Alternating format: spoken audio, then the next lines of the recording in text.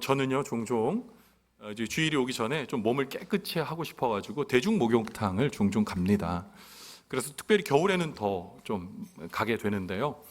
지난 주간에 이제 대중 목욕탕을 이제 갔어요. 깨끗하게 씻고 나오는데 이제 옷 갈아입으려고 라카를 이렇게 열려고 그러는데 옆에 계신 분이 옷도 거의 다 안 입었는데 핸드폰 통화를 하시는 거예요. 근데 뭐라 그러냐면, 야, 그거 무조건 사야 돼. 그거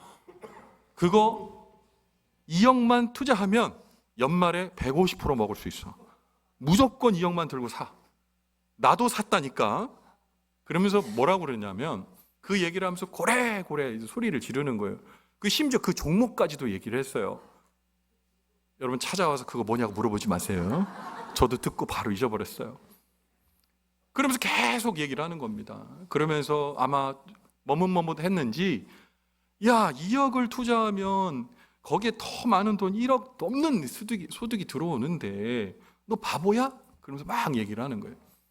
근데 저분이 왜 이렇게 고래고래 소리를 지르면서 저런 정보를 얘기할까?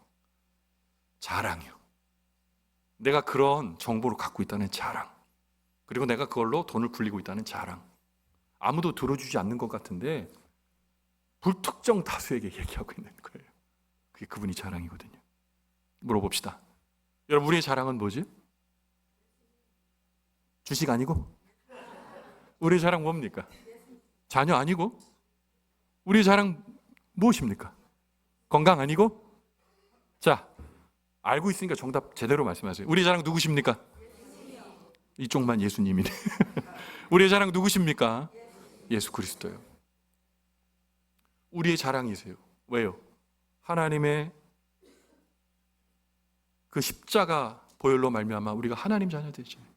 영접하는 자, 그 이름을 믿는 자에게는 하나님의 자녀가 되는 권세를 얻었으니. 여러분, 오늘 우리는 하나님의 자녀인 줄 믿습니다. 그 자랑이신 우리 주님께서 오늘 말씀하실 때 우리의 귀가 열릴 뿐만 아니라 우리의 마음이 열리고 우리가 하나님을 바라보게 되는 은혜의 귀한 시간 되시기를 주님의 이름으로 간절히 축원을 드립니다. 오늘 살아가는 우리는 과거에 상상하지 못했던 거대한 변화의 물결 속에 살고 있습니다. 우리 아까 장로님 기도해 주셨던 것처럼 여러분, 이 시대에 전쟁이 일어날 거라고 누가 예단했겠습니까? 그리고 여러분, 수많은 우리가 생각하지 못했던 변화들이 확확 밀려옵니다. 사람들은 변화를 직감하면서 이제 AI 인공지능 시대가 오면 무려 우리 한국에서만 300만 정도의 직업이 없어질 거라, 책상에 앉아 하는 모든 직업들은 거의 더 괴멸 수준으로 없어질 거라 그렇게 말하고 있습니다. 그러나 여러분, 여러 가지 삶의 자리가 그런 게 이제 눈앞에 현실로 다가왔잖아요. 너무 빨리 변해요. 그래서 종종 우리는 삶의 방향을 잃고 눈앞의 현실에 매몰되기 쉽습니다. 오늘 본문은 우리와 똑같은 인생의 불확실성 앞에 서 있던 한 사람을 소개합니다. 그 사람은 우리가 별명으로 알고 있는 사람입니다. 믿음의 조상 아브라함입니다. 하나님께서는 갈 바를 알지 못했던 아브라함에게, 그리고 오늘 영적 아브라함의 후예인 우리에게 엄중하면서도 그러나 따뜻한 메시지를 전하고 계십니다. 이렇게요. 너는 눈을 들어 너 있는 곳에서 동서남북을 바라보라. 우리가 인생의 가시밭길을 지날 때 하나님께서 우리에게 바라보라고 하신 시선이 무엇일까요? 오늘 본문의 말씀을 통해 주시는 세 가지 영적 원리를 나누면서 우리의 영적 시선에 바른 초점이 생기고, 그리고 우리의 삶이 하나님으로 인하여 풍성함을 누리게 되는 은혜의 시간 되시기를 주님의 이름으로 간절히 축원을 드립니다. 먼저 하나님께서는 우리에게 고난의 자리가 끝이 아니라 다시 시작하는 원점이다 라는 영적 시선으로 우리의 삶의 자리를 바라보라고 말씀하고 계세요. 하나님께서 아브라함에게 나타나신 시점, 오늘 본문의 시점이 매우 의미심장합니다. 오늘 본문의 말씀 창세기 13장 14절 초두에 이렇게 얘기합니다. 롯이 아브라함을 떠난 후에. 이게 뭐예요? 어쩌라고요? 여러분, 그런데 이 말씀에는 중대하고 의미심장한 이야기가 숨겨져 있습니다. 아브라함에게 롯은 단순한 조카가 아니었습니다. 고향을 떠날 때부터 함께 생사고락을 함께한 동반자, 그리고 동업자였고요. 자식이 없던 아브라함에게 아들과 같은 매우 소중한 존재였습니다. 자식이 없던 그에게, 노년이 되어도 자식이 없었던 이 아브라함에게 롯은 가문을 이을, 유산을 이을 후계자였고, 낯선 가나안 땅에서 의지할 수 있는 단 하나의 유일한 혈육이라고 해도 과언이 아니었습니다. 그러나 그들에게 재산이 많아지자 갈등이 생겼어요. 양과 소가 심대히 많아졌거든요. 그러다 보니까 소유의 문제가 자꾸 발생하게 된 거예요. 그리고 서로 롯의 목자와 아브라함의 목자가 뒤엉켜 싸우기가 일쑤였습니다. 그것이 우리의 양이니 내 양이니 하면서 말이죠. 결국 그들은 헤어져야 했던 시간들을 이제 맞이할 수밖에 없었습니다. 아들과 같이 신뢰했던 조카 롯과 함께 높은 산에 올라갑니다. 그리고 어디로 갈지 정하게 하지요. 그런데 롯은요, 그 사랑한 롯이 아마 그렇게 말해줬으면 얼마나 좋았을까요? 아버지, 작은 아버지, 제가요 안 떠나고 싶습니다. 우리 같이 삽시다. 그랬으면 참 좋았을 것 같은데 롯이 당장에 이렇게 얘기합니다. 소돔이 괜찮네요. 제가 저쪽으로 가겠습니다. 안녕히 계세요. 그리고 바로 갔어요. 그야말로 신속하게 바람처럼 말이죠. 롯의 마음이 바뀔까 봐 그랬는지도 모르겠어요. 자, 그런데 롯이 떠나가는 그 자리, 그 등판을 바라보고 있었던 사람은 누굴까요? 아브라함입니다. 아브라함은 지금 그가 서 있는 곳에서 롯의 등판을 바라보면서 그가 떠나가는 것을 계속해서 바라보고 있습니다. 롯은 아름다운 땅, 하나님의 동산과도 같았다는 소돔 평지로 가고 있었지만 롯이 떠난 그 자리와 다른 아브라함은 척박하고 거친 산지, 그리고 뒤돌아보면 광야가 있는 그 땅에 남겨졌습니다. 인간적인 배신감, 홀로 남겨진 쓸쓸함, 그리고 이제 나 혼자서 어떻게 하나 하는 막막함이 엄습하는 그야말로 원점에 서 있는 것이죠. 여러분, 우리도 인생을 살다 보면 이런 롯이 떠난 후에 같은 시간을 맞이하게 됩니다. 믿었던 사람이 나에게 등 돌릴 때 있습니다. 평생을 바친 직장에서 갑작스러운 해고 통보를 받을 때도 있어요. 혹은 사랑하는 가족이 아파 우는 자리를 직면할 때도 있고, 또 그 가족을 품에서 떠나보낼 때 있습니다. 원점이죠. 우리는 아브라함이 느꼈을 법한 막막함, 또 때로는 배신감, 고독 앞에 때로 종종 서게 됩니다. 텅 빈 벌판에 홀로 선 것 같은 그 원점 말입니다. 그러나 우리가 기억해야 할 것이 있습니다. 아브라함에게서 롯이 떠난 사건은 인간적으로는 고독의 시작이었지만 하나님 편에서는 본격적인 하나님께서 일하실 역사의 시간이었다는 거예요. 인간의 대안이 사라질 때 비로소 하나님의 대안이 보일 때가 있습니다. 너 있는 곳에서 바라보라고 하나님 말씀하셨어요. 너 있는 곳이 어떤데요? 롯이 떠난 그 자리요. 롯이 떠나고 그냥 멍하게 서 있는 그 자리, 너 있는 곳에서 나를 바라보라고 주님 말씀하고 계십니다. 말씀은 현재 너가 처한 고통과 결핍의 자리를 내가 모른다 말씀하지 않으세요. 알고 있다. 그러나 그 원점으로부터 내가 다시 시작하게 해주마, 우리 하나님 말씀하고 계신 겁니다. 인간적인 수단과 방법이 다 끊어진 그 원점에서 우리는 비로소 하나님의 전능함을 독대하게 될 때 있습니다. 사실 아브라함은 그동안 마음속 깊이 롯을 하나님의 약속을 대신할 대안으로 붙들고 있었을지 모릅니다. 노년은 계속되고 이을 자손은 없고, 그러니 롯을 다음 후계자로 낙점하고 아들처럼 사랑을 주었을 거예요. 그렇지만 그는 떠나갑니다. 하나님은 아브라함의 인생에서 인간적 대안이 완전히 제거될 때까지 기다리셨습니다. 인간의 대안이 사라질 때 비로소 하나님의 대안이 보이기 시작합니다. 아브라함이 롯을 바라보고 있는 동안에는 아무리 얘기해도 이 아브라함의 귓가에 하나님의 음성이 들리지 않았습니다. 그러나 사람을 의지하고 세상을 바라보는 시선이 거두어질 때 비로소 하늘의 음성이 들리기 시작한 것이죠.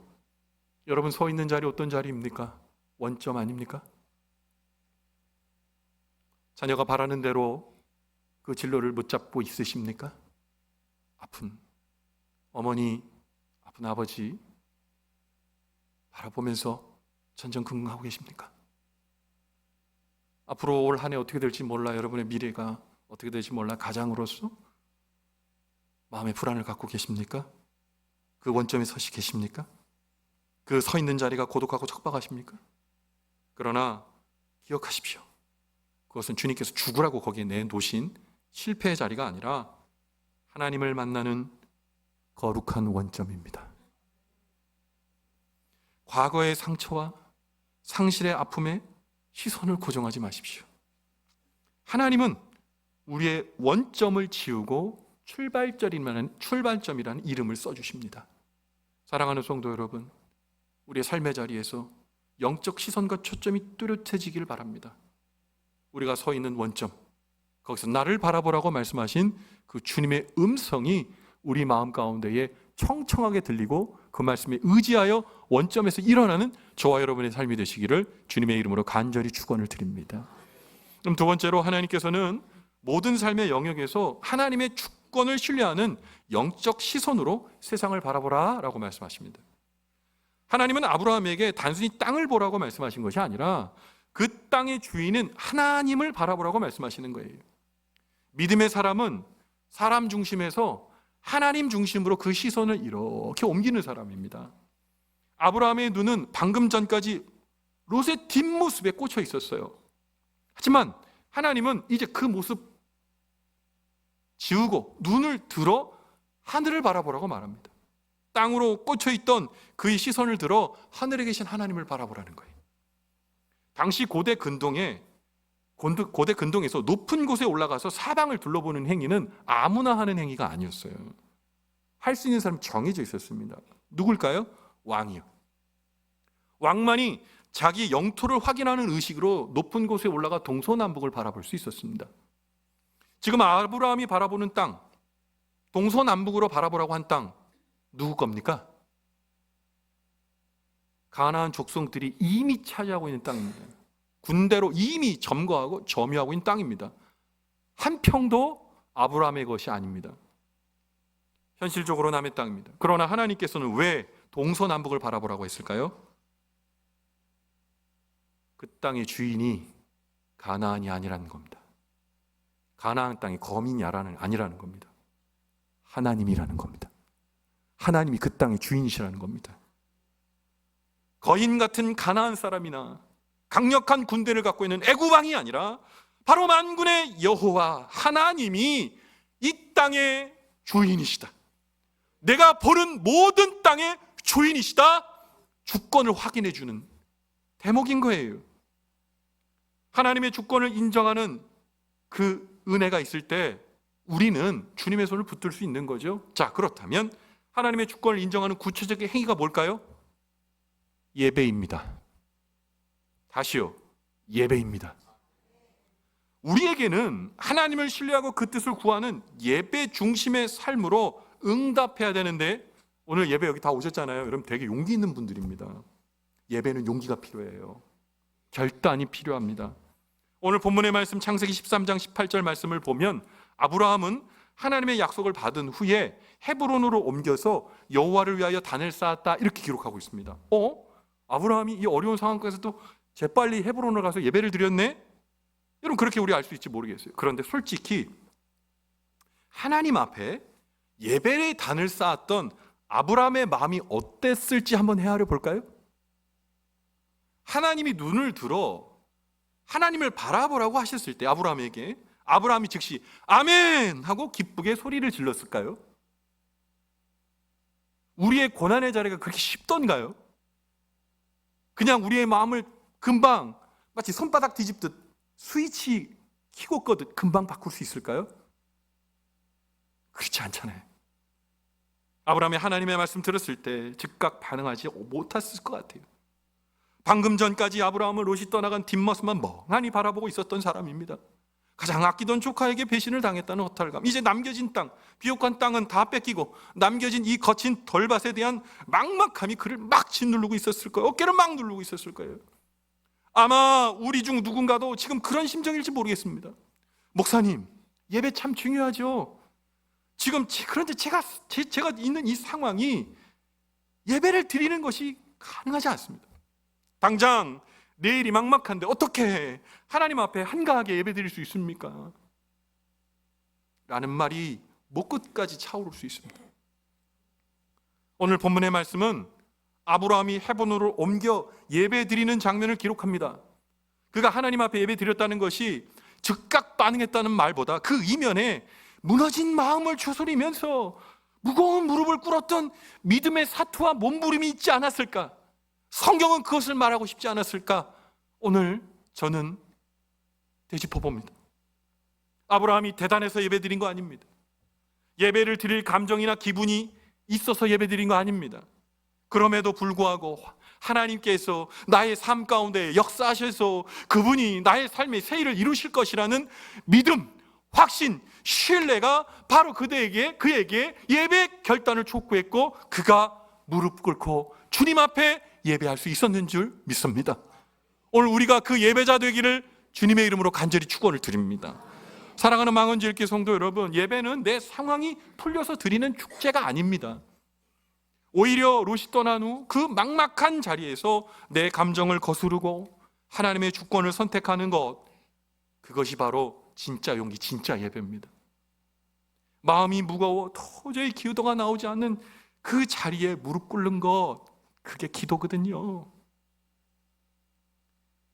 내 마음 가운데 내 마음이 무너지지만 척박한 땅에 홀로 서 있는 것 같지만 약속의 땅을 믿고 무릎 꿇고 예배하는 것이 진짜 예배거든요. 환경이 변해서 예배드린 거 아닙니다. 여전히 땅은 척박하고 조카 롯은 그의 곁을 떠났지만 하나님의 통치를 신뢰하기에 감정이 아닌 의지로 그가 서 있는 자리에서 아브라함은 용기 있는 예배자가 된 겁니다. 급변하는 오늘의 시대 속에서 우리 가정과 일터, 예배보다 더 중요한 가치들이 많이 있다고 생각하는 이 시대에 여러분, 그럼에도 불구하고 하나님의 통치를 신뢰하는 예배자 되어주시기를 주님의 이름으로 간절히 축원을 드립니다. 여러분, 우리가 그 예배자가 될 때 세상의 한계에 갇혔던 우리의 영적 시야가 우리가 주님 앞에 드리는 예배를 통해 영원한 하나님 나라의 지평선까지 확장될 줄 믿고 이 말씀 듣는 여러분을 축복합니다. 마지막으로 하나님께서 이루실 언약의 성취를 영적 시선으로 미리 바라보라고 오늘 본문은 말하고 있어요. 하나님은 우리 머릿속에 갇혀있는 관념적 신앙의 주인이 아닙니다. 언약과 성취를 주시는 살아계신 하나님입니다. 그래서 우리가 그 약속을 믿고 한 발 한 발 내디딜 때, 그리고 도전할 때 하나님께서는 우리에게 약속의 땅에 이르게 해주십니다. 오늘 본문의 말씀인 창세기 13장 17절 말씀을 한번 같이 읽어봅니다. 같이 읽습니다. 너는 일어나 그 땅을 종과 횡으로 두루 다녀보라. 내가 그것을 내게 주리라. 아멘. 하나님의 응답, 하나님의 비전은 책상에서 완성되지 않습니다. 그것은 믿음의 발바닥으로 삶의 자리를 밟을 때 현실이 되는 것이죠. 하나님은 아직 자식 한 명 없는 아브라함에게 내 자손이 땅에 티끌 같게 하겠다고 약속합니다. 도무지 믿기지 않는 압도적인 약속 아니겠습니까? 그러나 그것을 영적 시선으로 바라보았던 아브라함은 그 응답의 주인공이 되었습니다. 미래를 향한 거룩한 상상력을 가지십시오. 그것을 우리는 믿음이라고 부릅니다. 하나님은 아브라함에게 자손을 창세기 13장 16절의 말씀처럼 땅에 티끌 같게 하셨습니다. 척박한 현실, 그 현실을 하나님이 역사하실 무대로 바꾼 아브라함은 그 약속의 무한대의 약속의 하나님의 응답의 주인공이 되었습니다. 우리가 직면한 여러 위기 속에서도 우리는 하나님의 생명의 언약 붙드셔야 됩니다. 하나님 어떤 분이십니까? 없는 것을 부르셔서 있게 하시는 분입니다. 우리 주님은 전능자이십니다. 우리 주님은 우리에게 하나님 자녀가 되는 권세를 주신 어마무시한 분입니다. 영적인 눈을 들어서 하나님께서 우리에게 이루시게 할 비전을 바라보시고 그 행동하는 믿음으로 여러분의 삶의 자리를 다 밟으십시오. 종과 행으로 행하라는 것, 이것은 믿음의 실천 의미합니다. 삶의 자리에서 늘 혹시 갈등 관계에 있었던 분 계십니까? 미워할 수밖에 없었던 분이 계십니까? 그분이 내 식구가 되었던, 지체가 되었던, 누구가 되었던 오늘 먼저 손 내미시고 따뜻한 말 한마디 건네는 거, 이게 종으로 걷는 삶입니다. 정직이 손해보는 것 같은 세상에서 끝까지 그리스도인의 삶을, 그리고 양심을 지키면서 그리스도의 향기를 내며 사는 것, 이거 횡으로 걷는 삶입니다. 가만히 앉아서 기다리는 것이 믿음이 아닙니다. 하나님이 주신 비전을 품고 삶의 현장에 뛰어들어 주님이 원하시는, 주님 닮은 그리스도인의 삶을 종횡무진하는 자가 바로 그리스도인입니다. 우리의 모든 삶의 전 영역이 하나님이 주신 가나안 땅임을 믿고 그곳에서 내가 주님 뜻 가운데 살기를 애쓰십시오.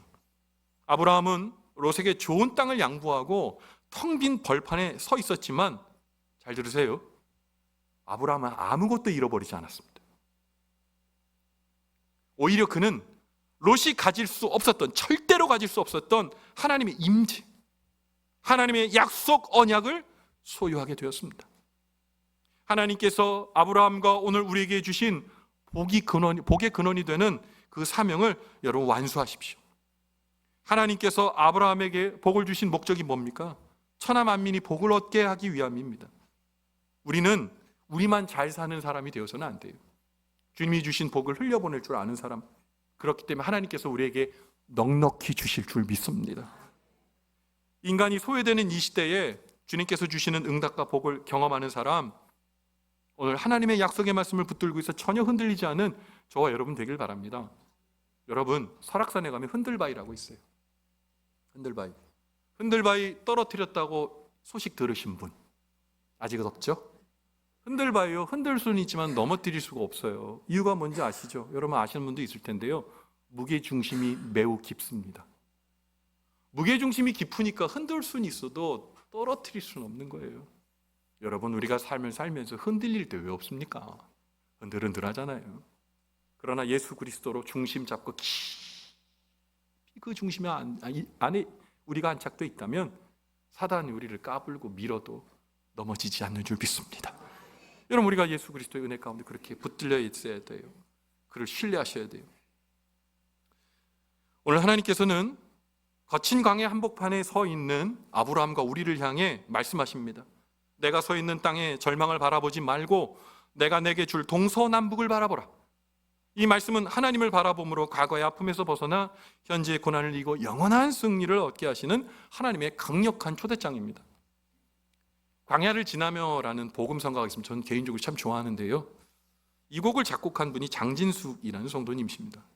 과거의 경제적 어려움과 미래에 대한 불안함 때문에 하나님 앞에 원망 기도만 했답니다. 하나님, 도대체 나한테 왜 이러십니까? 왜 나를 항상 광야로 밀어넣으십니까? 그런데 그가 하나님 앞에 그런 원망 섞인 기도를 할 때 하나님께서 고통의 시간이 바로 자신을 정결하게 하고 하나님만 의지하게 만드는 광야임을 깨닫고 그 주신 은혜를 곡으로 적어 광야를 지나며라는 찬양이 탄생했다고 합니다. 오늘 아브라함이 만났던 광야는 단순한 고난의 장소 아니죠. 광야를 지나며라는 찬송 속의 가사처럼 인간의 자아가 깨지고 오직 주님만이 나의 도움이 되시고 빛이시며 친구가 되심을 고백하게 되는 영적 훈련과 회복의 장소가 그 광야입니다. 오늘 이 찬양 여러분과 함께 불러보길 원합니다. 오늘 주신 말씀을 가슴에 품고 우리의 영적 시선이 광야를 넘어서 동서남북 그 어디에나 선명하게 살아계시는 주님을 명확히 목격하게 되는 시간 되었으면 참 좋겠습니다. 여러분, 우리는 광야에 있지만 그 광야에 주님도 함께 하십니다. 그러니 용기 내십시오. 그러니 다시 일어나십시오. 그러니 더 걸어가십시오. 우리 이 은혜를 담아 이 찬양 같이 하겠습니다. 왜 나를 깊은 어둠 속에 홀로 두십니까? 왜 나를 깊은 어둠 속에 홀로 두시는지, 어두운 밤은 왜 그리 길었는지, 나를 고독하게 나를 낮아지게 세상 어디도 기댈 곳이 없게 하셨네.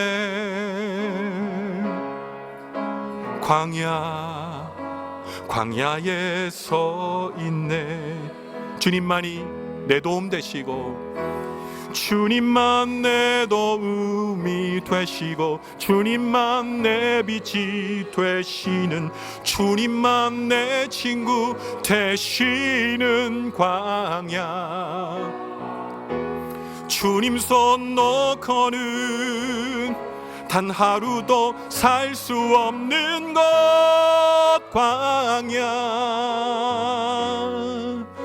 광야에 서 있네. 우리 한 번만 더요. 왜 나를 깊은 어둠 속에, 왜 나를 깊은 어둠 속에 홀로 두시는지, 어두운 밤은 왜 그리 길었는지, 나를 고독하게, 나를 낮아지게 세상 어디도 기댈 곳이 없게 하셨네.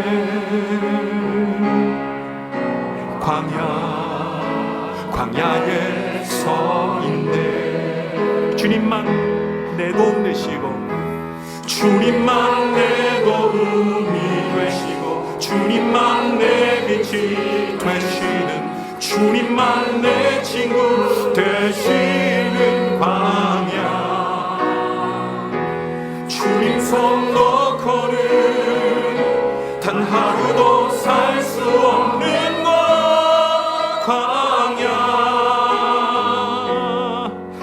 광야에 서 있네. 주님만 내 도움이 되시고, 주님만 내 도움이 되시고, 주님만 내 빛이 되시는, 주님만 내 친구 되시는 광야. 주님 손 놓고는 단 하루도 살 수 없는 곳,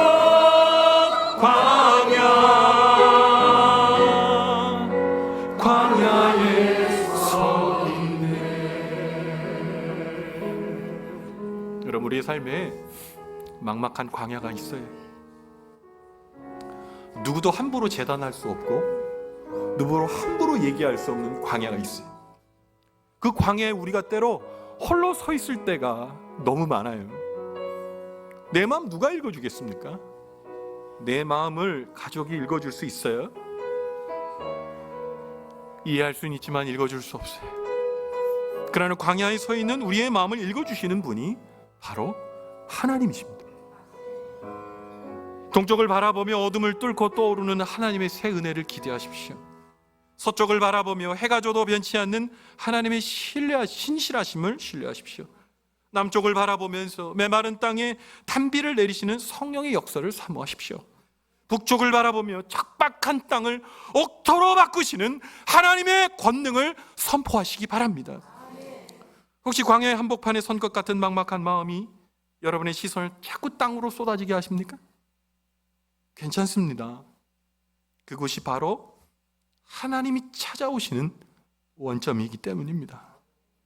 오늘 하나님께서 우리에게 주시는 말씀에 힘입어 우리의 영적 시선이 주님께 고정되고, 우리가 살아가는 날들 동안 나의 삶의 자리에서 종과 횡으로 담대하게 걸어가시는 은혜가 있게 되길 바라고, 그러므로 인해 하나님께서 허락하신 축복의 지경이 넓어지는, 하나님의 역사의 지평선을 두 눈으로 목격하게 되는 축복의 사람, 오늘 이 말씀 듣는 우리 모두의 삶이 되시기를 주님의 이름으로 간절히 축원을 드립니다. 아멘. 기도하겠습니다. 역사의 주관자이시며 우리 인생의 참 주인이 되시는 능력의 하나님, 오늘 우리는 아브라함의 발자취를 통해 우리의 영적 시선이 어디를 향해 있는지 깨달았습니다. 소중한 사람 떠나보내고 텅 빈 광야에 홀로 서 있던 아브라함에게 찾아오셔서, 아브라함아, 눈을 들어 동서남북을 바라봐라 말씀하신 그 음성이 오늘 불안한 나의 현실 속에 선연히 들리며 우리의 심령에도 메아리쳐 울립니다. 사랑하는 주님, 우리는 아무것도 잃지 않았습니다. 롯이 떠난 빈자리는 하나님의 임재로 가득 찼고, 광야의 적막함은 하나님의 약속으로 꽉 채워졌습니다. 이제 우리가 세상으로 나갑니다.